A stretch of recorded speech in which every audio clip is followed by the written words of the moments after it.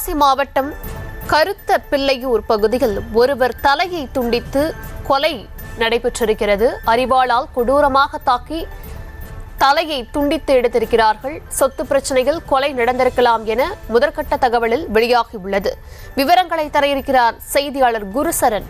வணக்கம் குருசரன், கொலை செய்யப்பட்ட நபர் யார்? கொலையாளிகள் குறித்த விவரம் ஏதாவது கிடைச்சிருக்கா? விவரங்களை வழங்கலாம். வணக்கம் கர்ஷினி. தென்காசி மாவட்டம் கடையம் அருகே உள்ள கருத்த புலியூரை சேர்ந்த இறையரசி. இவருடைய தந்தைக்கு 2 மனைவிகள்.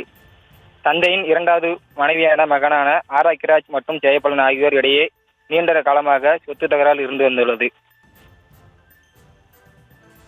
இந்த விசாரணையின் பொழுது இறையரசியின் சகோதரர் ஆராக்கிராஜ் மற்றும் ஜெயபாலன் இருவருக்கும் சேர்ந்து அவரை கொலை செய்திருப்பார்களா இல்லையா, இந்த சம்பவத்தில் வேறு யாரும் தொடர்புள்ளதா என கோணத்தில் விசாரித்து வருகிறார். தற்போது இறையரசின் அவரது சகோதரரும் தலைமறைவாகி உள்ளது குறிப்பிடத்தக்கது. விவரங்களுக்கு நன்றி குருசரன்.